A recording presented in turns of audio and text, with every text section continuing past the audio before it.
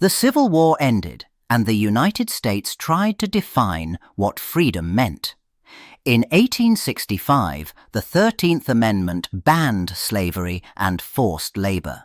But it carried one crucial exception. It allowed involuntary labor as punishment for a crime. That single line mattered. It meant freedom came with a condition, and the power to label someone criminal could still unlock coerced work. In the South, the defeat came with collapse. Farms and plantations lost the system that had driven their wealth, and cities and states faced wrecked budgets, broken infrastructure, and unpaid debts.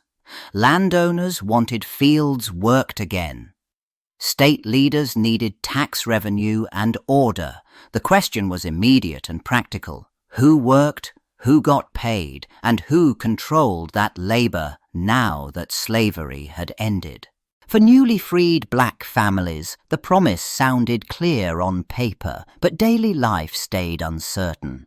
Wages were scarce, violence and intimidation remained, and the legal system still sat in the hands of people who had defended slavery. The 13th Amendment drew a bright line against ownership of people, then left a door open through punishment. In the ruins of war, that door tempted officials looking for control and employers looking for workers. As Reconstruction began, freedom on paper collided with control on the ground. Southern lawmakers moved fast, writing new state and local rules called black codes. They did not say slavery, but they narrowed daily life until it felt like a trap. Ordinary acts, looking for work, traveling, gathering, even standing still too long, became suspicious. The message landed hard. Being newly free did not mean being left alone. Vagrancy laws and loitering offences did the heavy lifting. They punished people for not having a job, not having proof of employment, or not meeting a vague standard of proper behaviour. Enforcement turned on discretion, and discretion turned into power. Police and local officials decided who looked out of place, who seemed idle, who needed to be removed. In practice, newly freed black citizens got stopped, questioned, and arrested at staggering rates. The result showed up immediately in local jails. Cells filled with people who had not committed violence or theft, only violated rules designed to be easy to break. Once inside, the clock started running. Court fees piled up. Fines appeared that few could pay. Days turned into weeks behind bars for the crime of poverty or presence. Reconstruction promised a new order, but these laws rebuilt old control through a new kind of criminal charge. County jails filled faster than states could build prisons. Food, guards, and basic housing cost money governments did not have, so officials looked for a solution that sounded practical and paid for itself. They wrote contracts that handed prisoners over to private employers for a fee. The state collected cash, the company collected workers, and the prison sentence started to function like a job assignment. This system became known as convict leasing. Instead of keeping people inside state walls, officials leased them out for months or years to whoever offered the best deal. The contracts set daily rates, transport rules, and who supplied clothing and meals. On paper, it sounded orderly. In reality, it moved control of prisoners from public hands to private ones, with profit sitting at the center of every decision. For states, the math looked simple. Leasing reduced overcrowding and turned punishment into revenue during a fiscal crisis. For businesses, it replaced a missing workforce with men who could not quit, bargain, or leave. The longer the sentence, the longer the labor. And because the arrangement was written as paperwork between institutions, it hid the human cost behind invoices, quotas, and neat columns in a ledger. Once leasing paid out, it did not stay small. States signed deals that sent prisoners wherever big, brutal work needed bodies fast. Railroad crews used them to cut new lines through the South. Plantation owners used them to replace lost field labor. Mine operators used them underground, where free workers could quit but prisoners could not. Every new contract expanded demand, and demand meant one thing for officials back home: more people had to be supplied. That demand started to reshape the justice system itself. Companies asked for steady numbers, not occasional shipments. Counties and sheriffs felt the pressure because leased labour brought cash, and cash solved budgets. Judges handed down sentences that matched work needs as much as crimes. Small charges produced long terms. Fees and court costs turned into traps that added time. Arrests stopped being only about public safety. They also became the first step in meeting a labour quota. Policing followed the money. Patrols focused on the people easiest to arrest and least able to fight back because the system rewarded volume. Jails became holding pens for contracts already waiting. When labour shortages hit a mine or a rail camp, arrests rose in the nearby towns, as if by coincidence. But it was not random. The promise of revenue pulled the whole pipeline tighter until sentencing and enforcement worked like gears feeding a private workforce. Once men were leased out, punishment stopped looking like a prison sentence and started looking like a work order. Companies measured convicts by output, not by survival. Guards pushed speed with clubs and whips because there was no reason to hold back. The state still owned the bodies on paper, but the day-to-day power sat with the boss who needed tonnage, ties, or coal by nightfall. Food and rest were cut to the minimum that kept a person moving. When a worker collapsed, he was called lazy and beaten until he stood, or he did not. Crowded stockades and filthy camps spread dysentery, pneumonia, and infections that went untreated. Injuries from blasting, tools, and cave-ins festered. The system rewarded neglect. Care cost money. Exhaustion and disease cost nothing. Death stopped being a scandal and became a routine expense. A man who died could be written off as an accident, an illness, or simple bad luck. Then a request went back to the county or the state for another shipment. Replacement was built into the deal, and that changed everything. When labour was that easy to refill, cruelty carried no penalty. It carried profit. Once leasing spread, responsibility stopped having a clear address. A state signed a contract and claimed it only provided prisoners, not protection. A company paid a fee and claimed it only purchased labour, not custody.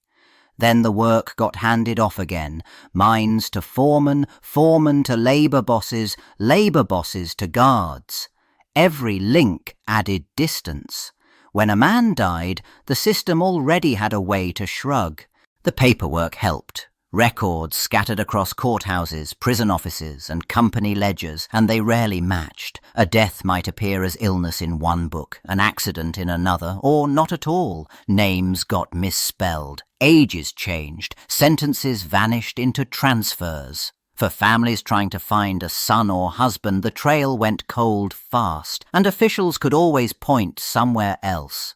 Contracts also worked like shields. States wrote clauses that limited inspections, blamed discipline on the lessee, and treated prisoners as replaceable inventory. Companies insisted they followed the agreement even when bodies piled up. When questions arrived from local communities, from churches, from anyone keeping count, each side cited the same document to deny duty. That was the design. Profit stayed clear, and accountability stayed blurred. By the late 1800s, the bodies and the numbers started to leak out. Newspapers printed names, injury lists, and death counts that contracts had tried to hide. Local scandals turned into statewide embarrassments. Reform groups collected testimony from doctors, clergy, and sometimes even guards, then pushed it into public view. The message sounded simple and hard to ignore. These sentences did not just punish, they killed.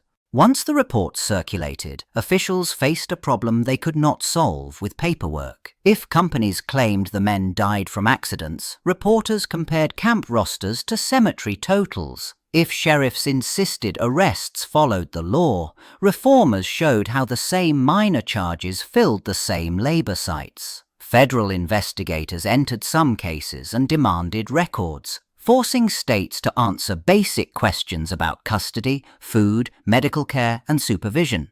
Public pressure did what private contracts never did. It made leasing politically costly. Some states tightened rules, limited where convicts could be sent, or required inspections that companies had avoided for years. Others reduced leases after major exposés made the death rates impossible to defend. Oversight still remained uneven and often late, but the direction shifted. The system no longer looked like a hidden business deal. It looked like a public scandal. As state after state moved to outlaw convict leasing, the change sounded like a clean break. The contracts ended. The private middlemen faded from the paperwork, but the basic problem for officials stayed the same. Prisons still cost money, and captive workers still looked like a solution. So the system shifted instead of stopping. Control moved back into the hands of state and local governments. The labor remained. Only the label changed. One of the new answers was the chain gang. Prisoners were put into groups, marched under guard, and worked in public on roads, ditches, and other projects that governments needed but did not want to fund with wages. The work punished, but it also built infrastructure. Counties benefited directly, day after day. For many incarcerated people, it meant long hours, harsh discipline, and no real way to refuse. Forced labor stayed legal through the sentence. Another answer was the state-run prison farm. Instead of leasing people to a company, the state ran large agricultural operations itself and used inmates as the workforce. Food, cotton and other goods lowered prison costs and sometimes brought in profit. The public could be told reform had happened because a private contract was gone. But the power imbalance stayed intact. The state still held the keys, set the quotas, and treated labor as part of punishment. In the 20th century, the language changed, but the logic survived. Politicians ran on being tough on crime, and lawmakers passed rules that kept people locked up longer. Prison populations rose fast. States then faced a familiar question. What did they do with all those captive bodies? Work programs expanded, framed as discipline and training, but they also cut costs and produced goods and services the state no longer had to pay for. As prisons filled, labor became a budgeting tool. Incarcerated workers maintained highways, fought fires, sewed uniforms, processed food, and staffed call centers. Wages stayed tiny, and refusing work often brought punishment. The selling point sounded modern: rehabilitation, skills, responsibility, but the outcome looked older. The state gained cheap labor, and the people doing the work had little power to negotiate, complain, or walk away. Racial disparity reappeared through numbers rather than openly written codes. Policing and sentencing patterns hit black communities harder, and the workforce inside prisons reflected that imbalance. At the same time, private contracting returned through new routes. Companies supplied prisons, used prison-made products, and in some cases ran facilities for profit.